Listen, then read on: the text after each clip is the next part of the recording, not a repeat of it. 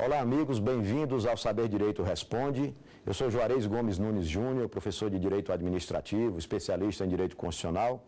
Nós, ao longo do Saber Direito, nós discutimos a temática do direito e do processo administrativo disciplinar. E agora chegou um momento importante, que é discutir e ouvir os questionamentos dos estudantes universitários que nós estamos recebendo aqui no estúdio. Nós estamos aqui com o Lucas, com a Camila e com o Douglas, que trouxeram alguns questionamentos. Eu vou começar a pedir que me passem os questionamentos a partir de você, Lucas. O que você tem aí de pergunta para a gente? Caso a autoridade administrativa competente ela tome conhecimento de uma transgressão disciplinar, a instauração desse procedimento disciplinar, desse processo disciplinar, ele é um ato discricionário ou é um ato vinculado da administração? Muito boa a sua pergunta.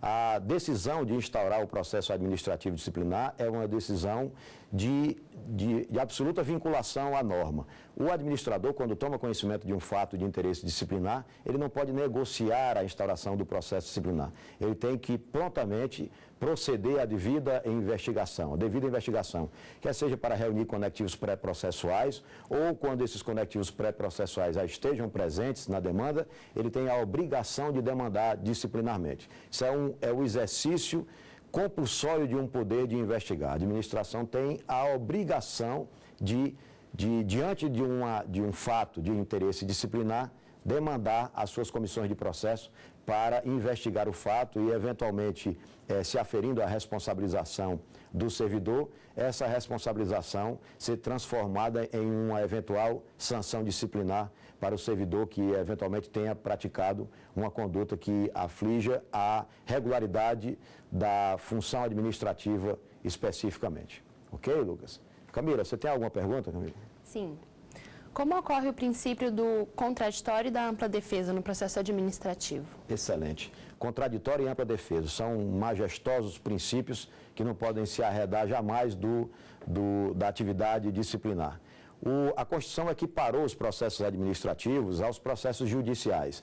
Então, quando você tem essa condição em que a administração tem que oferecer aos seus administrados, aos seus servidores, todas aquelas garantias presentes no processo judicial, você tem aí a influência direta dos princípios do princípio instrumental do contraditório e da ampla defesa. Uma observação que eu gostaria de fazer com relação ao princípio instrumental do contraditório é que esse contraditório tem que ser um contraditório material, não tão somente a colocação de um calhamaço de papel na mão de uma autoridade e não transferir nenhum significado. É preciso que o contraditório se estabeleça na sua materialidade e não tão somente no aspecto formal. Então, é importantíssimo que a ampla defesa seja manejada pelo advogado ou pelo defensor dativo do servidor desde a fase inquisitorial do processo, desde a fase em que ainda não estão presentes os conectivos pré-processuais de autoria e de materialidade. Mas o princípio do contraditório e da ampla defesa são fundamentais na instrução processual, desde a sua fase mais elementar até a fase de julgamento e se transpassando ainda para a fase do controle judicial do ato disciplinar. Em nenhum momento pode ser arredado, ainda mais com a equiparação constitucional dos processos administrativos aos processos judiciais. Douglas, vamos ver a tua pergunta? A tutela cautelar administrativa, da mesma forma que a judicial, submete-se a determinados requisitos próprios que fundamentam esse poder cautelar, na medida que se põem situações que levam o aplicador da norma à adoção de tais medidas. Quais seriam esses requisitos para a medida cautelar administrativa? Ótima abordagem.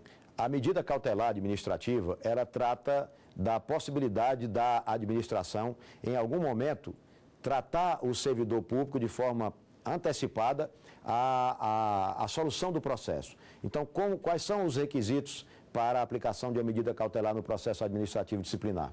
Os requisitos são o seguinte: nós precisamos de pressupostos e precisamos de motivadores. Esses pressupostos e motivadores, no caso das infrações disciplinares, o pressuposto objetivo vai ser o pressuposto da existência da falta disciplinar punível. E o motivador vai ser a influência do servidor na possibilidade de atrapalhar as investigações, dificultar o processo investigativo. Então, se eventualmente o servidor implicado num processo disciplinar, ele tem ali a possibilidade de interferir no curso processual, dificultar a elucidação dos fatos, o administrador, a autoridade que deflagrou o processo, tem a possibilidade de afastá-lo preventivamente. O afastamento previsto no normativo disciplinar federal comporta o afastamento por 60 dias, prorrogável por igual período, por até 60 dias. Lembre-se, Douglas, que o processo disciplinar tem um prazo de 140 dias para ser concluído, que é a duração razoável desse processo. É isso que a lei estabeleceu.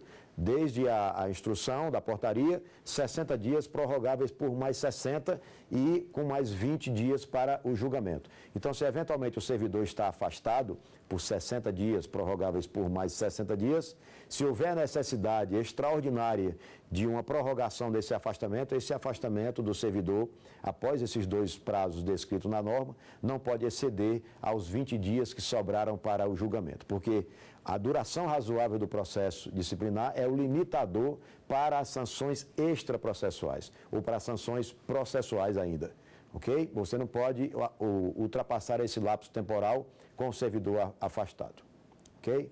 Vamos voltar aqui para o Lucas. E aí, Lucas, o que é que você tem mais para mim? Professor, mais um questionamento. É o seguinte, a instauração de procedimento do processo administrativo disciplinar traz alguns efeitos. Eu gostaria de saber quais são esses efeitos da instauração do processo administrativo disciplinar. Interessante, porque isso aí já é uma conjugação mais ou menos da última pergunta que eu respondi. Esses efeitos processuais. É possível que o servidor público ele fique afastado de algumas condicionantes normais da sua vida funcional por conta de estar respondendo a um processo disciplinar. Então, a simples instauração de um processo disciplinar já produz efeitos jurídicos dentro da administração.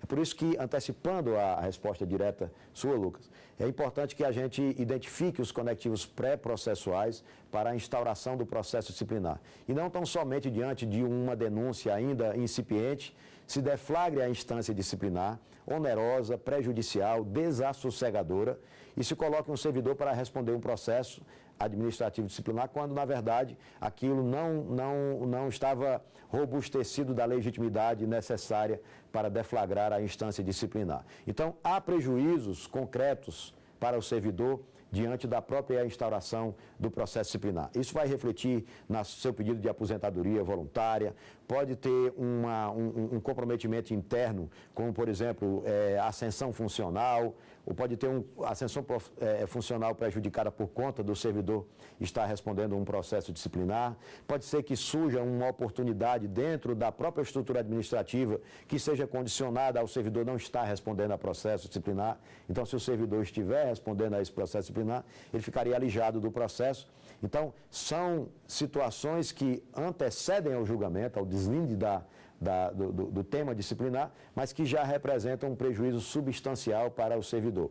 Então, eu reforço a tese de que, para a instauração do processo disciplinar, é necessário que se faça a aferição mais aproximada possível da existência dos conectivos legitimadores da instauração da instância disciplinar, para que você não mova a instância disciplinar de forma atabalhoada e que não traga resultados concretos para a coletividade que busca, diante dessa possível denúncia contra o servidor, dessa denúncia, uma possível reparação, mas antes disso ela precisa que com essa imposição da sanção disciplinar traga uma regularidade ao serviço público. E se você faz isso sem os ingredientes necessários para legitimar o movimento da instância disciplinar, você, ao invés de prestar um serviço à coletividade, você estaria produzindo um desserviço à coletividade, influenciando, inclusive, no princípio da eficiência pública. Ok? Camila, vamos lá. Você tem mais alguma pergunta? Tenho. O processo administrativo é único ou cada ente federado possui autonomia para editar seus próprios estatutos e regimentos disciplinares? Muito bem. Nós temos aí uma autonomia legiferante dos entes federativos. Então, sob direito disciplinar, se você observar bem, Camila, você vai ver que nós temos codificado o direito penal, nós temos codificado o direito civil, nós temos codificado o direito tributário, nós temos codificações diversas para vários ramos do direito, mas nós não temos uma codificação administrativa. Essa codificação administrativa se torna difícil de se pensar por conta dessa autonomia legiferante dos entes federativos. Então, a União legisla sobre direito administrativo, os estados legislam sobre direito administrativo e os municípios legislam sobre direito administrativo. E existem leis orgânicas específicas de determinadas categorias que também são produzidas sob a égide da autonomia legiferante. Então, o direito administrativo é de difícil codificação. Eu diria quase impossível codificação por conta da preservação dessa autonomia legiferante. Então, a administração faz isso mesmo, nos seus diversos níveis, nos entes federativos. Nós temos aí, inclusive, por conta disso, uma multiplicidade de termos que trazem uma certa dificuldade para a compreensão do tema. Então, se você está aqui tratando de direito disciplinar e fala do instrumento da sindicância, isso tem um significado, essa sindicância.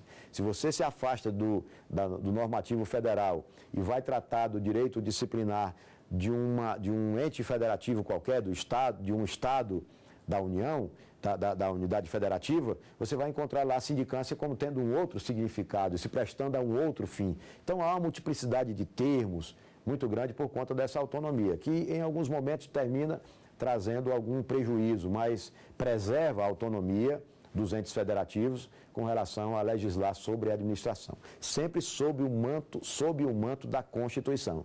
Então, a Constituição Federal, ela permite essa autonomia, mas ela limita sobre o tema dos controles de constitucionalidade essas normas produzidas pelos entes federativos, ok? Douglas, e aí? Mais alguma? Se um servidor público estiver sendo processado tanto na esfera penal quanto na esfera administrativa e ele for absolvido em sentença no âmbito penal, isso tem alguma influência na esfera administrativa? Ótimo. Tem sim, tem sempre uma influência na esfera administrativa, tanto as condenações quanto as absolvições, ok? Você tem uma situação em que o servidor, a conduta praticada pelo servidor, como ele está suportando aí agora uma tríplice responsabilidade, a responsabilidade civil e a responsabilidade penal que já vinham nos seus ombros e agora quando ele chega nos quadros da administração, ele tem que suportar a responsabilidade disciplinar, é possível que, como essas instâncias punitivas podem ser deflagradas de forma simultânea e isso não caracterizaria bis in idem punitivo, não seria bis in idem a punição em cada uma dessas esferas, é possível que o servidor esteja respondendo a um processo disciplinar e respondendo a um processo penal pelo mesmo fato. Então, lá no processo penal, ele tem uma absolvição, por exemplo, por negativa de autoria, de materialidade. Isso traz um reflexo para o processo disciplinar, mas é um reflexo relativo. Esse reflexo relativo se dá na medida em que é possível que a conduta nuclear disciplinar coincida com a conduta nuclear penal e essa conduta nuclear penal tenha sido absolvida por negativa da autoria, mas subsistam resíduos disciplinares que não foram apreciados no judiciário. Então, se isso acontecer, o reflexo da sentença penal absolutória vai trazer uma importância grande para o processo disciplinar, mas não necessariamente a ponto de extingui-lo, porque é possível que subsista resíduos disciplinares. E também a absolvição por insuficiência de provas. A absolvição por insuficiência de provas, que já está pacificada, mas surge aí uma discussão com relação ao juízo natural no processo penal e no processo disciplinar, mas a absolvição por insuficiência de prova, por provas, ainda mais traz reflexos disciplinares, porque se a prova não foi produzida no juízo penal, não necessariamente ela não pode ser produzida no juízo disciplinar. Então, há sempre um reflexo da esfera penal na esfera disciplinar, quer seja nas sanções absolutórias ou seja nas sanções condenatórias, ok? Eu vou dar uma chamada para um intervalo, daqui a pouco a gente volta com o Saber Direito Responde, aqui com os nossos universitários que estão questionando sobre o tema Direito e Processo Administrativo Disciplinar. Daqui a pouco a gente volta.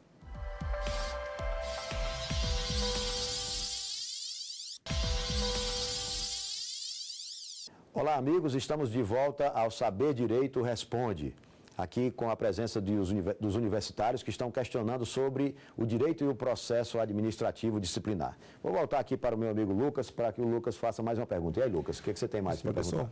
Durante o curso do processo administrativo disciplinar, podem surgir indícios de um ilícito penal. Então, eu gostaria de saber como a comissão a comissão disciplinar no processo administrativo deve proceder caso surjam esses ilícitos penais no curso do processo administrativo.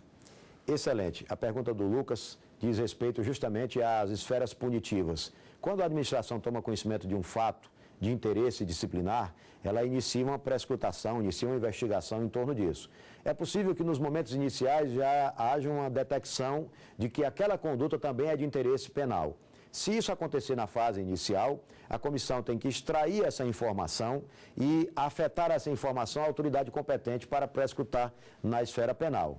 Ou isso vai para a Polícia Civil, para o delegado de Polícia Civil, ou vai direto para o Ministério Público, se ali já estiver consubstanciado. Mas não necessariamente isso ocorre na fase inicial. Pode ser que ao longo da instrução processual surja aí a revelação de que a conduta também é de interesse penal. A mesma coisa a comissão vai fazer. Vai extrair aquela substância que já é suficiente para revelar essa conduta penal e vai mandar para a autoridade competente para tratar o tema do direito penal. E se isso acontecer ao final do processo, a mesma coisa vai ser feita. Então, essa comunicação para que se deflagre a instância penal, ela tanto pode ocorrer em qualquer das fases do processo, desde a fase inquisitória até a fase final. O ideal é que se remeta à autoridade competente para deflagrar a instância penal, no momento em que se detecte. Não é interessante que a administração perceba que o fato é de interesse penal e, assim mesmo, vá exaurindo as etapas do processo disciplinar para comunicar à autoridade com competência penal só ao final do processo. Isso poderá esvaziar as provas, poderá dificultar ainda mais a elucidação na esfera penal. Então, no momento em que se detecta, já tem que remeter para a autoridade competente para deflagrar a investigação em sede penal. Ok, Lucas? Camila, vamos lá, sua pergunta. Quais são as fases do processo administrativo disciplinar? As fases do processo administrativo disciplinar. Essa pergunta é interessante porque em alguns estatutos eles modificaram essa temática e não consideraram essas fases para pontuar na lei. Mas a legislação federal, ela coloca a instauração como uma fase do processo, coloca a instrução, a defesa e o julgamento como o que eles chamam na legislação, que é chamado na legislação de fase do inquérito administrativo, e coloca lá no final o julgamento. Então, quando a comissão de processo inicia a sua atividade, ela deflagra o processo a partir de uma portaria e essa portaria é seguida de atos processuais que vão consubstanciar a instrução processual. A defesa, embora esteja catalogada na lei como uma fase do processo, a defesa, na verdade, não é uma fase do processo, porque a defesa ela está permeada em todo o processo, desde a fase inquisitorial. Então, tecnicamente, entende-se que essa defesa descrita na fase processual é a defesa escrita, aquela defesa final que o advogado faz, que o defensor faz do servidor. Mas essa defesa já tem que ser manejada desde a fase inquisitorial do processo até a parte final desse processo e até mesmo na fase pós-processual, que é a fase dos recursos disciplinares, da sindicabilidade interna do ato disciplinar, ou então na sindicabilidade externa do ato disciplinar, através do controle judicial do ato disciplinar. Ok? Douglas, vamos lá? Bom, sabemos que pelo artigo 54 da Lei 9.784 de 1999, o direito da administração de anular atos administrativos decai em 5 anos. Porém, após esse prazo, verificada a má-fé, pode ser que a administração reveja os seus atos. Qual seria essa justificativa para a administração rever os atos? Ela poderia rever esses atos após 5 anos?